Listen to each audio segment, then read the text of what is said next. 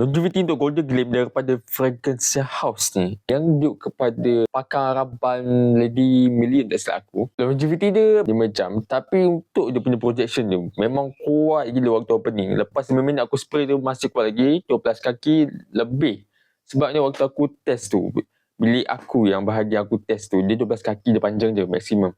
Tapi dia punya bau tu dia boleh merempak keluar daripada tempat bilik tu. So aku nak kata Fragrance House punya local dupe ni, dia punya bau daripada Sandwest dia memang cun gila.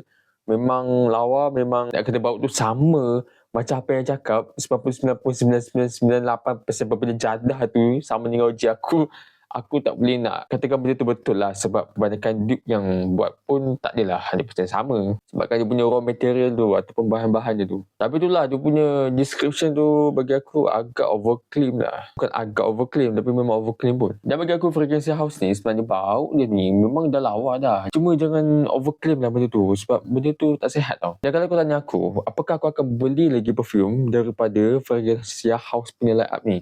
Yes, aku akan beli, tapi aku akan beli yang underrated punya dupe lah.